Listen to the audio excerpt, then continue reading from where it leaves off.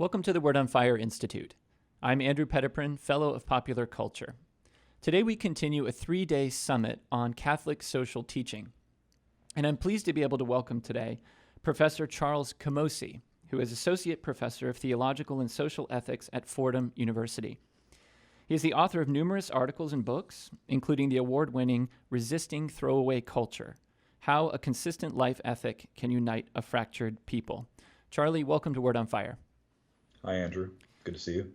You too. Glad that you could make the time to join us today to talk about these important issues, this important subject. First, before we get into some terms and sort of some of the work that you've done, I'd love for you just to tell us a little bit about yourself and how you came to be interested in the field of study of Catholic social teaching and ethics and the sort of thing that you specialize in now. Well, unlike you and your story, which I very much admire, I was a cradle Catholic, and I'm the product of a very liberal Catholic mother and a very conservative Catholic father. And so, as you imagine, our dinner tables were always very interesting places for discussion. And so I just grew up with a sense that what it meant to be Catholic did not have to be a thing that was on the secular left or on the secular right in any sense at all. My first job, real job anyway, after working in construction for a little while, was actually with the pro-life movement. I was director of communications for Pro-Life Wisconsin for a year or so. But then I went to go get my PhD in Christian ethics at Notre Dame, and my mentor was a feminist, pro-life but feminist Catholic who was steeped in Catholic social teaching and really taught me the more sophisticated version of Catholic social teaching, which I fell in love with. And so again, even there, my pro-life commitments, which are at the core of who I am, were never thought of as somehow separate from, or certainly not antagonistic to, Catholic social teaching at all. In fact, I wrote a dissertation at Notre Dame which tried to think about an issue which has come up recently and during the pandemic, which is how do we think about allocating scarce medical resources in an emergency situation. And I wanted to do it in a way that brought Catholic social teaching to bear, but also my pro-life commitments to bear, and never aiming at death as we think about how to justly allocate those resources. And so I'll just finish with this. I've tried to make my career about an attempt to show how a truly Catholic ethic refuses to make distinctions actually between pro-life issues on the one hand and social justice issues on the other. That's helpful to know, and it seems like you have a kind of unique voice in the church and in the academy in that way. Would you say that, or would you say a lot of your colleagues share your commitments? Well, there aren't many of us. There are a few, and we try to hang together and support each other. But we're swimming upstream in some ways because we've made an idol out of secular politics, and that idol has made its way into the church, unfortunately, in many ways. And I think we're starting to come out of it actually a little bit. It's helpful to see just the utter dysfunction in our secular politics. The right-left binary does not seem long for this world. It seems to be self-destructing at the very moment that you and I are doing this, actually. And maybe that will give us a sense of, hey, maybe the church should not make idols out of left-right secular politics and challenge the left-right binary in helpful ways. But to answer your question, the power structures still exist this way. Frankly, there's a lot of money given on the right and on the left in ways that it's difficult to get things that challenge it even off the ground from a financial point of view, from a resource point of view. But again, I think that might be in the process of changing. For me, as somebody who came into the church from outside, I have found Catholic social teaching to be just very, very liberating for me to feel like I don't have to conform to one side or the other necessarily, even while my commitments intensify actually in certain respects. I think it's actually a great tool of evangelism to tout Catholic social teaching to people who are just trying to figure out, and we're going to get into this a little later in the interview, but just trying to figure out where to stand. They just don't feel like they belong anywhere, and they think there's got to be something better than all of this. And in fact, the church is here to say, yeah, there is, and let us tell you about it. So let's jump into that then. I'm wondering if we can just kind of define some terms that are key to Catholic social teaching, just like terms that really help us think about the way the church wants to help us navigate the world and our relationships with others in society. Let's focus on the term subsidiarity. That's a term that's in the Catechism that the popes have written about, and it's an important term in Catholic social teaching. What is subsidiarity, and why does it matter? Well, in some ways, it's important to keep all the principles, or at least many principles of Catholic social teaching in mind all at the same time, because it's really, from my perspective anyway, it's difficult to think about subsidiarity without reference to some of the other principles. So, for instance, human dignity, I would say, is the most important foundational principle of Catholic social teaching. And it's one of the reasons why I think there's absolutely no distinction to be made between a pro-life ethic and Catholic social teaching. Human dignity is the foundation of it all. And actually, my next book project is going to be to try to show that because we've rejected a Catholic view of human dignity, a theological view of human dignity, we're really left without any kind of sense of what it is that makes us all equal together. Human equality is a buzzword today, but what is it that actually makes us all equal at the end of the day? Well, it's our being created in the image and likeness of God, our common brotherhood and sisterhood in Christ.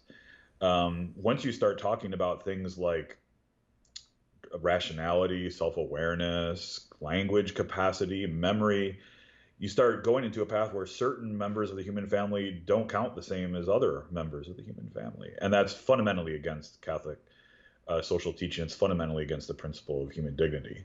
Now, what else is part of human dignity? It's not just about naming a particular moral status. It's saying, well, how can we help the common good flourish with a preference for the most vulnerable? Again, two other really important principles of Catholic social teaching, preference for the most vulnerable and the common good.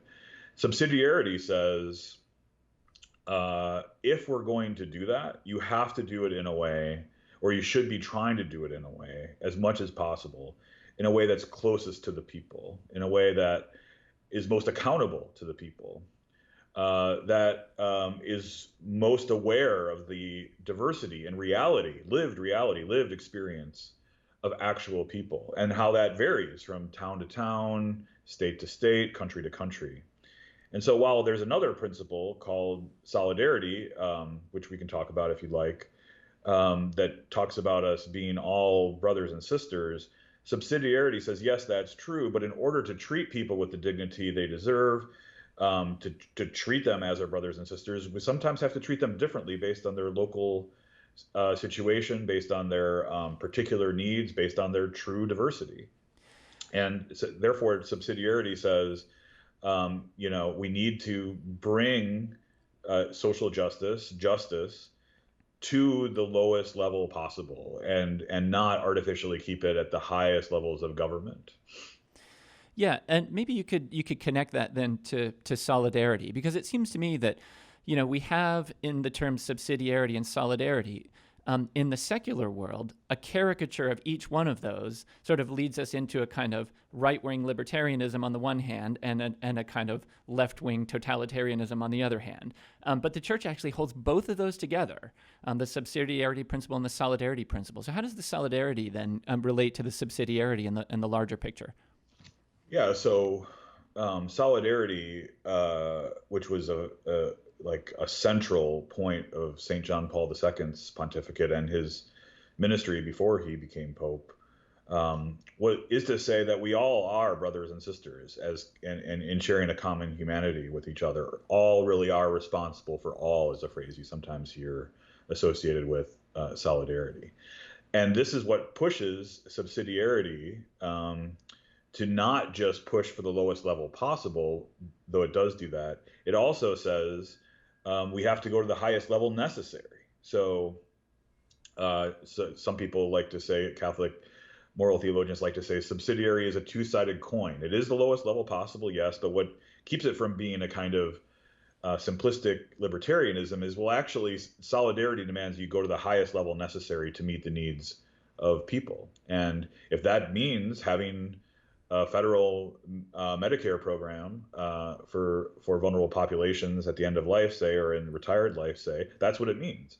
If it means having an ACA that is run by local states rather than by the federal government, then that's what it means, because local states do a better job.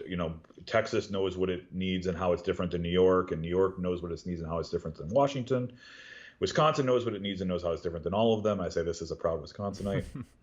Uh, so yeah, this is, I mean, subsidiarity and solidarity, their reciprocal relationship is a classic example of why we need to think about the principles of Catholic social teaching together and not just in individual ways. But unfortunately, and again, I think we're coming out of this as a church somewhat, um, like you implied, there are some people who are making idols out of secular politics in a way where we pick and choose which principles we highlight based on our, again, kind of idolatry of secular politics, it seems to me.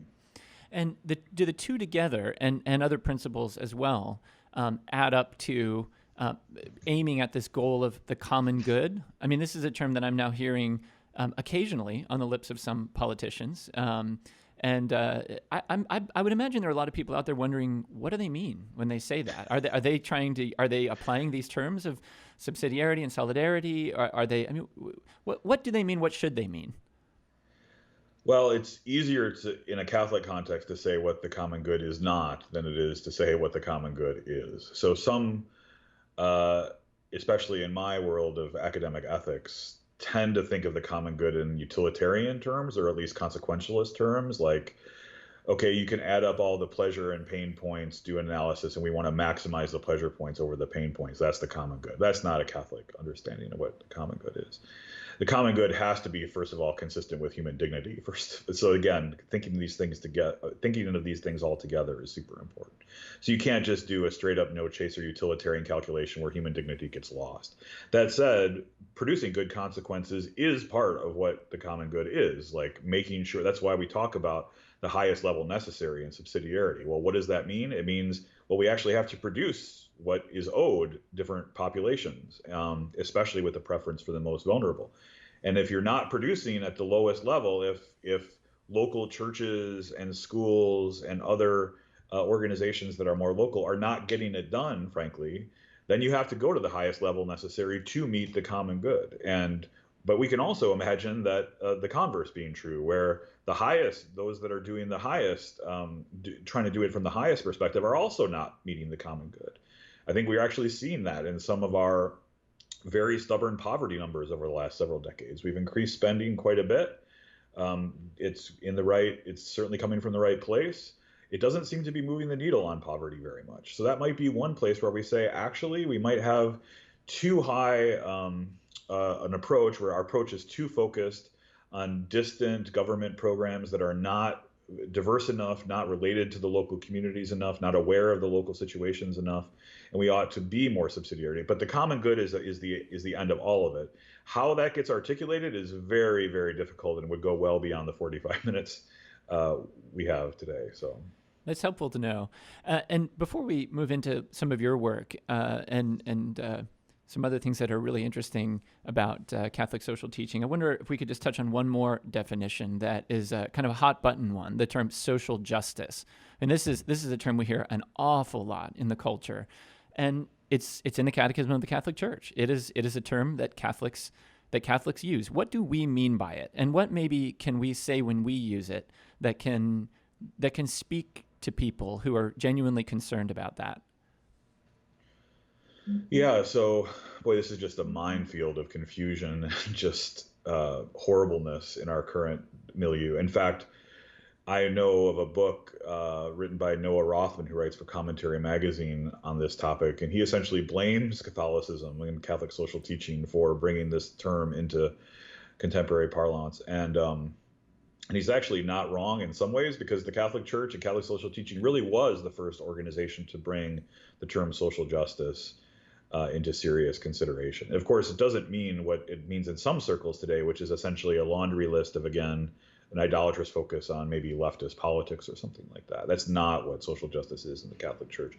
In a broad sense, social justice from a Catholic perspective just acknowledges the fact that if we're going to give people what they owe, justice, that there's really no way to prescind from questions about culture and about society and about social structures, because it's just the case that, especially in our current culture, in our current economic system, in our current very complex society, we, giving people what they owe must take into account those structures. Otherwise, you're missing something very important about what to do that defends their human dignity. And I don't know if this works for you or the audience or not, but if you're pro-life, you have a kind of instinct about this. I think it's very difficult in our current milieu, in our current society, in our current structures to be pro-life. It's very difficult to even articulate it in a way that the structures that exist now don't kind of label you or put you in a particular position.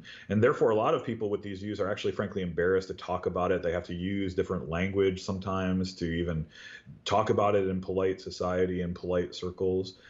I mean, that's not a perfect example, but it's the kind of thing that points to the overarching structures, the overarching expectations, who holds the power, and what sorts of views and ideas are let in and which ones are not. So it's just not as simple as going and making an argument for pro-life points of view in our culture. It's more complicated than that precisely because of how our social structures work. And a social justice analysis does that. It says it's more complicated than just, making arguments or premise, conclusion. We have to think about the structures in which all of this is happening. That's helpful. I think that a lot of people need to engage with that term more along the lines of what you've described. And I didn't know that about Noah Rothman's blame game on the Catholic Church for that one, but it's interesting to consider the provenance of some of these terms. And sometimes we find that the way that the church uses them, the church actually put them into the public square, and yet they've been sort of transformed to some degree. And he says that in his defense, he does say it's been transformed, but he does tell a story that essentially starts with the Catholic Church. So. That's interesting. Yeah. Well, let's transition a little bit into the term throwaway culture. This is a term that I find fascinating, and I know that our audience will as well. You've written a book about throwaway culture, and I want to get into that. But what about the term itself? I mean, a lot of us are familiar with the kind of dichotomy of culture of life versus culture of death. And those are categories that work for a lot of us in various ways. But throwaway culture is also, it seems to me, a very useful term. And I believe it's Pope Francis who really has sort of put that into our thinking as Catholics and just for all of us in the culture as well. Tell us a little more about this term throwaway culture and where does it come from? What is the nuance of using that versus some of these other terms maybe? Well, I'm a huge fan of St. John Paul II, and he was my pope for most of my life, and he was very formative for me as a Catholic. And as you intimated, like, he was very responsible for us thinking about a culture of death and resisting it with a culture of life. And that's right. Just let me put that out front. He is right. He was right. He's more right now than he's ever been about that. It's not even though the kinds of things he was worried about were killings and resulted in death, the imagination of people who participate in a lot of the structures and practices that he was talking about don't at all imagine themselves as being part of a culture of death. They don't think of themselves as even killing, despite the fact that you can do a raw analysis of the act and say, well, this is killing. Part of the culture of death, it seems to me, is a throwaway culture. Throwaway culture hides actually the reality of what's happening. So instead of thinking about the gory details of what happens in an abortion, we think about, terminating a pregnancy, right? Or exercising reproductive freedom and using language which hides the actual reality of what's happening. But that's what throwaway culture does. It hides the reality of what's happening, and so it can be just discarded and pushed away so we don't have to think about it anymore. Something similar, I think, happens at the end of life. So even if we are saying, for instance, that, well, Terry Schiavo really, let's stop feeding her. It's burdensome treatment. Let's dehydrate her. We don't think of it, or at least we don't allow ourselves to think of it as killing. Instead, the way I try to articulate it in the book is we tell ourselves these stories and we use these euphemisms and phrases that hide the reality of what's happening so they can be discarded and pushed aside, and we just don't have to think about it anymore.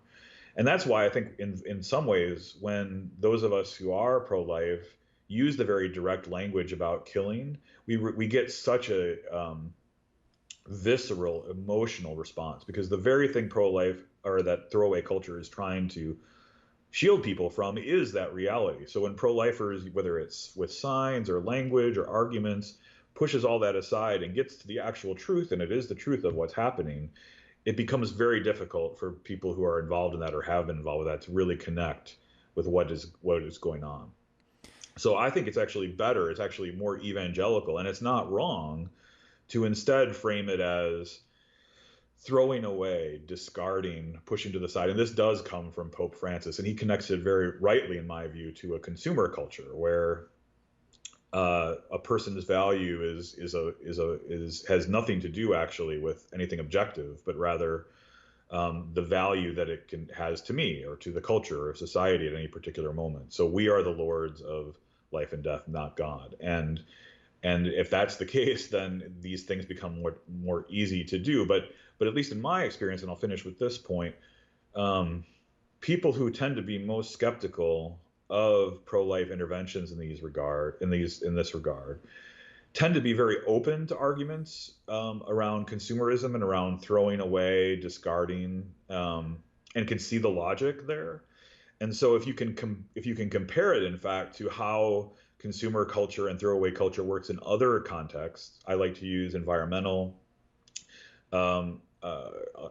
concerns, often how we treat non-human animals. Then it's easier, at least in my experience, to make the evangelical move and say, well, that thing you're rightly concerned about over there, it actually works in a very similar way with regard to abortion and euthanasia as well.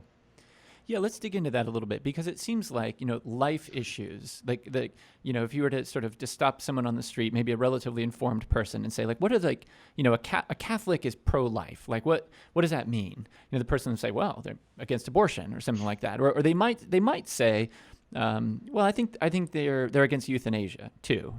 They might be able to connect those two things. Once in a while, you might even get a person who says, I think Catholics are also supposed to be against the death penalty. I'm not really sure if they are actually or not, but I think those three things, those are the three things that, more or less Catholics mean when they're talking about culture of life and being pro-life and all that sort of thing.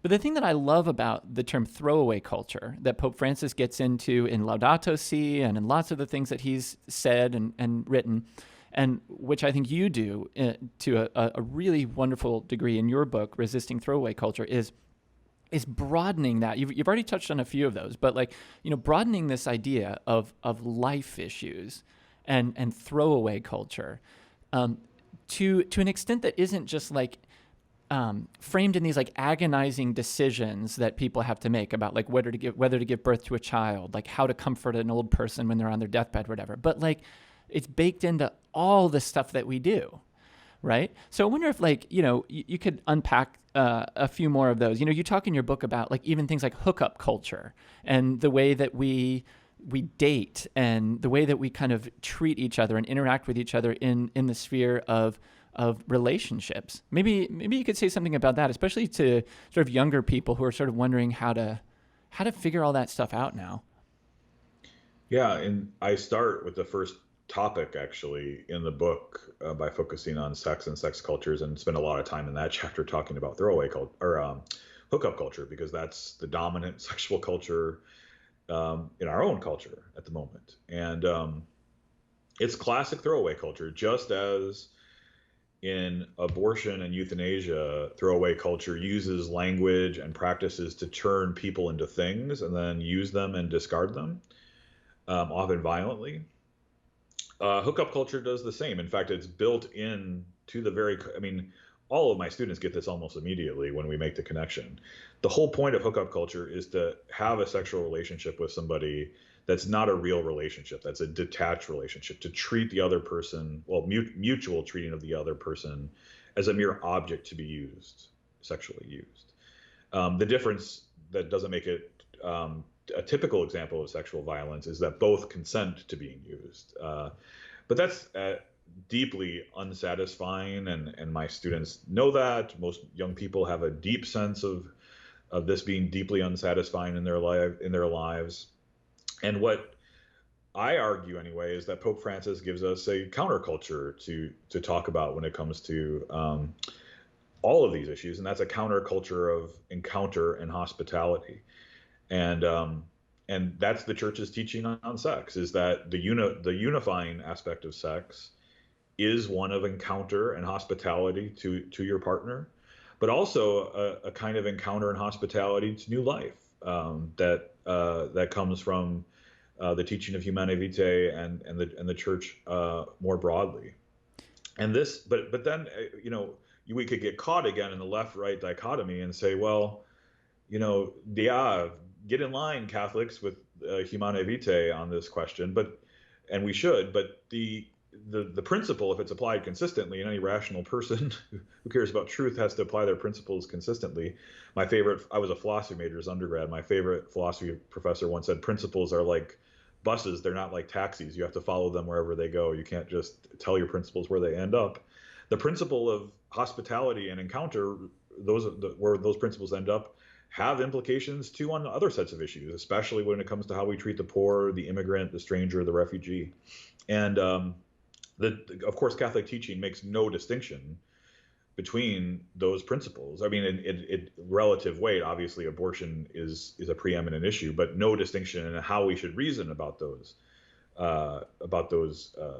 topics. And frankly, that is where I'm seeing a huge opening right now to take us back to a point we talked about earlier in our own culture. The right-left dichotomy that makes a huge distinction between how we think about immigrants and refugees and how we think about hookup culture is not long for this world. So there's this huge creative opening, actually, for the church to step in and say, we've actually got an ethic and a possible politics that could be a replacement for this thing that all of us sense is on its way out. Even in our current polarized environment, the numbers of people who identify as independent rather than Democrat or Republican are at all-time highs. I think last time I checked, it was 42, 43%. So almost double the number of people that exist in either Republican or Democratic Party now have rejected both parties and are kind of looking around for something new and interesting.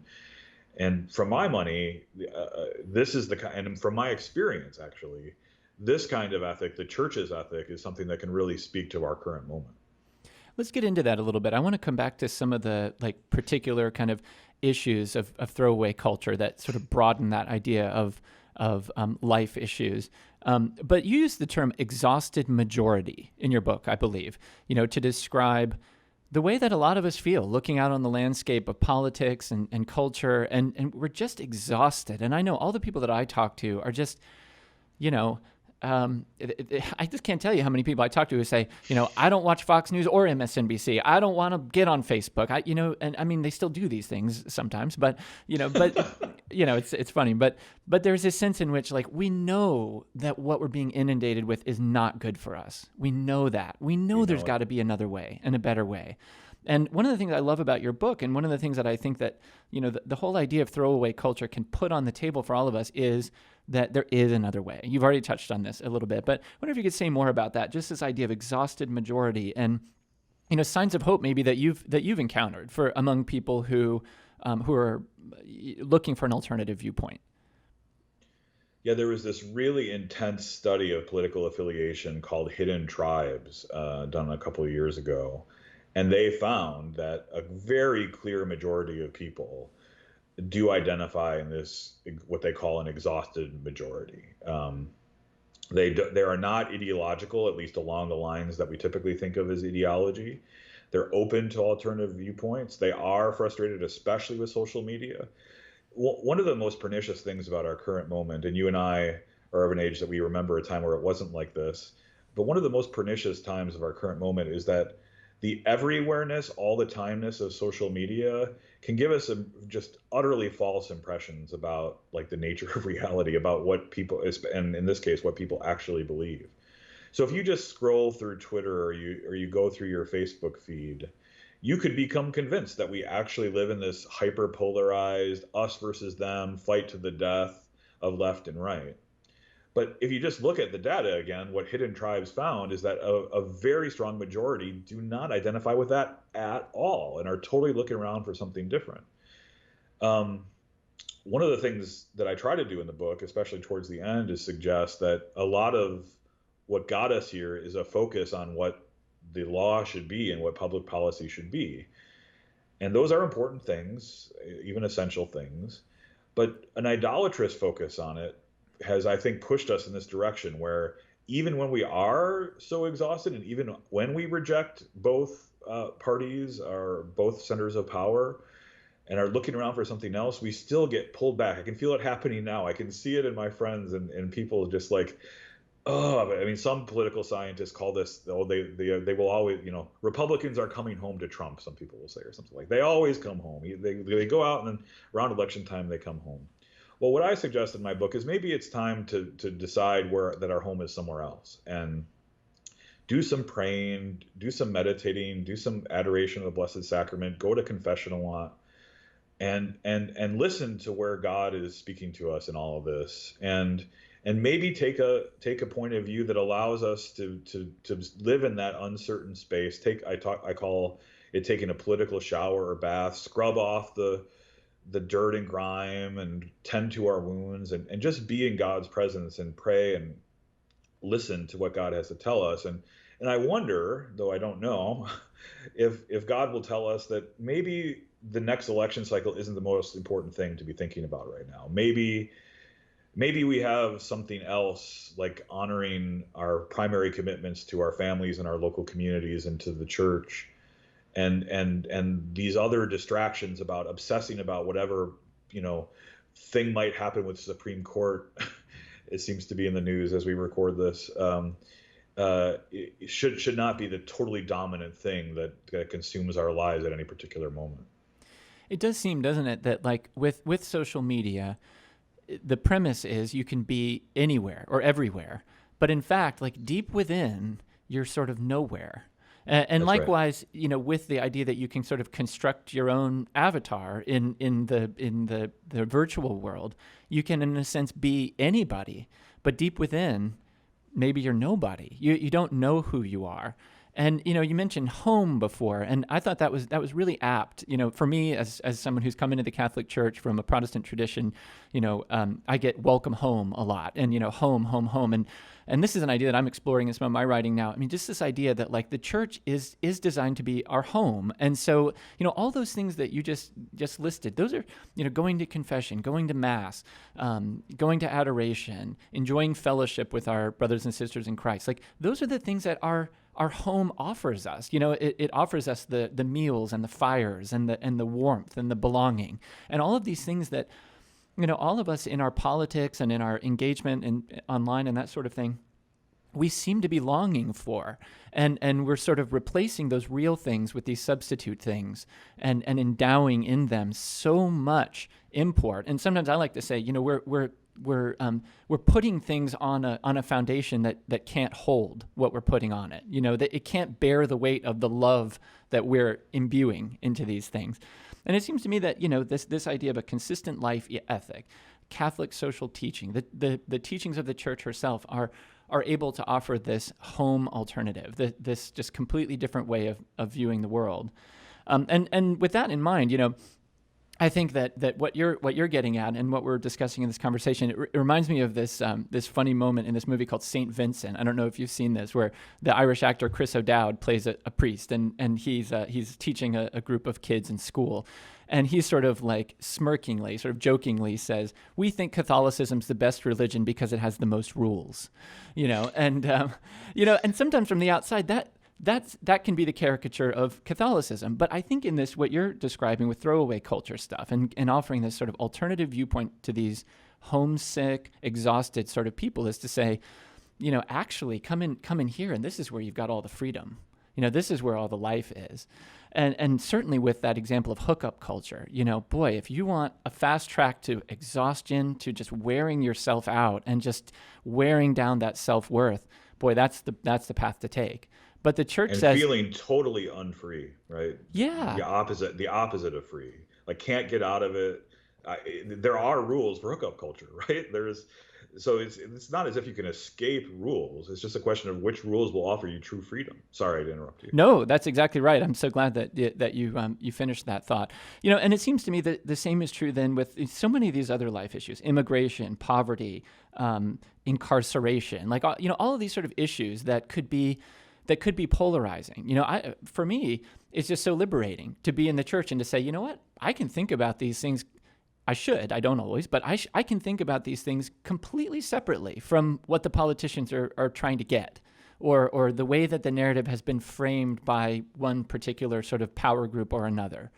Do you find that when you talk to people about some of these issues, maybe people who come in, maybe your students into a class, or to people you interact with in the media or social media, that maybe are like dyed in the wool on one side of the political spectrum or another? Do you find that, like, when you kind of bring it into the context of the church, that you can find more common ground? I mean, that people sort of actually have much more nuanced views of the way these things work, or want to look at these issues? It's not true in every case, but I think exactly the kind of thing that what we have in my classes anyway is a kind of person who says, I have this particular view, and I have the view because of my antagonism towards this other group of people. And it's not necessarily that they have the view even at all because of the substance of the view. It's because they've located themselves within this kind of antagonistic binary, and as part of this antagonistic binary, part of their very identity comes from, I am not in whatever that camp is, whatever that group is.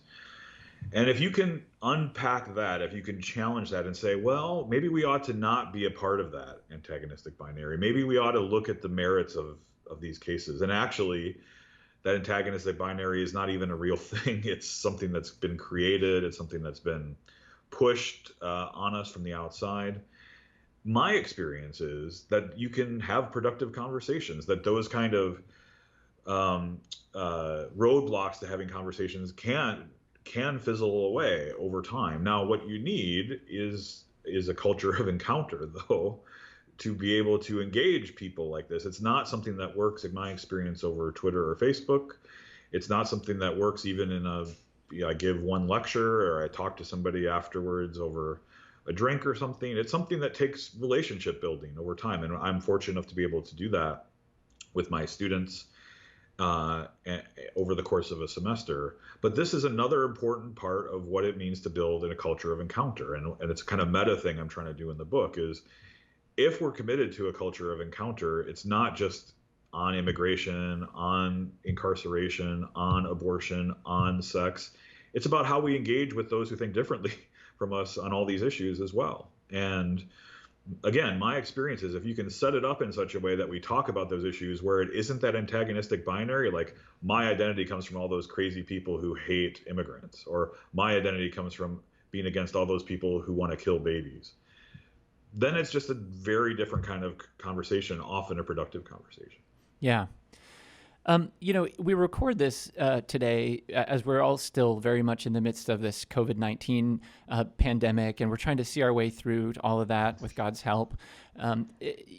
Throughout these months that we've been living through, there have been all kinds of very real, live life issues. I mean, lots of opportunities for us as Catholics to think through some of the stuff that we're facing through the lenses of the teachings of the church, Catholic social teaching. And you have been really shining a light on something that I really want our audience to know about, if they don't already. You've been shining a light on nursing home deaths in particular. And there's a real scandal there that I think should grieve the hearts of all of us who are followers of Christ. Tell us about what you've been working on and what you've discovered there. Well, it has received some coverage, but not enough coverage, and not enough coverage to the point where I wonder if people watching this even know that somewhere between 40 and 50% of all deaths from the pandemic have taken place with people who died who were residents of nursing homes or other long-term care facilities. I mean, I don't even know what to do with that number. That's like an astonishing number. That's an awful number. That's an outrageous number. We're coming up on 200,000 total deaths as we record this, so that's probably about 100,000 people who have died in this circumstance. And I actually think it's more than that, because I want to count pandemic deaths not just from those who died having actually been infected with COVID, but also those who have died as a result of the lockdowns. So very recently, actually, Politico did an investigation and found there were 11,000 what they call excess deaths, which itself is kind of an outrageous term, of people who have dementia. So not people who've been affected by COVID as far as we know, but people who were just locked down, and there's 11,000 more deaths. Now, they didn't do a study about how they died or why they died, but if you kind of just do the math, people with dementia tend to decline if they don't interact with people. That's one of the most important things for people with dementia to do is to interact with others, to encounter others. Well, our response to the pandemic, maybe with some reason, but I think we can get more complicated or more complex in our particular policies, was to essentially isolate people with dementia, and so what I think has been revealed by the pandemic, and maybe this is an actual silver lining of the pandemic, is the throwaway culture that's present in how we treat our elderly in this country. One of the striking things I found in part of just talking to people and doing research on this is how many immigrants from other parts of the country come to the United States and say, wait a minute, you do what with your old people? You put them away in a room and you don't ever see them hardly, and they're desperately lonely, and you don't pay their caregivers hardly anything, and they're at risk for infection in serious ways, and you dump COVID positive patients back into their facilities to make room for younger people in hospitals and set off wildfires of infection and death. That's how you treat your old people, your elderly. And so there actually has been some coverage of this. I've been trying to do my own part in my own little corner of the world to do this, to shine a spotlight, but there has been some. And what I'm trying to do, and what others are trying to do, is to take advantage of this moment and say, this is a wake-up call for us. Maybe this is one good thing that can come from the pandemic, that we will take a hard look at how we treat this throwaway population in a throwaway culture, and actually practice a culture of encounter and hospitality to our elderly. And I'll finish with this point, at least for now. I think at least part of what that means is we have to be willing on multiple levels, subsidiarity and solidarity, to welcome our elderly into our own homes, and not just shuffle them off to an institution because we want to continue to lead the consumer lifestyle that we led before. I think that's a very valuable thing for us to be thinking about here. It occurs to me too, Charlie, that we're certainly, as we record this, we're facing an election this fall, and there's tensions are running high among people, and all the more so because we've been, all of us in this country, in the United States anyway, but throughout the world, we know going through this just extremely difficult time where we're just not able to connect with each other in the ways that we need to, and it's a need. And it just occurs to me that a hope that I have, a prayer that I have as we kind of make our way through this, is that there will be among us a renewed enthusiasm, fervor, passion for being with people, and for really loving people as they deserve to be loved. And whether that's unborn babies in the womb, or old people in nursing homes, or whatever it may be, we can, in this situation, we can curse the darkness, or we can light a candle. And I hope the candle that we can light is putting forward this sort of message of hope that that there is a better way, and it's a way that requires difficult, sometimes, but really life-giving connection, human interaction, not just living our lives online, not just living behind avatars or with party labels upon us or something like that. Well, with that, Charlie, what else are you working on right now? What can we be paying attention to at Word on Fire and throughout our audience?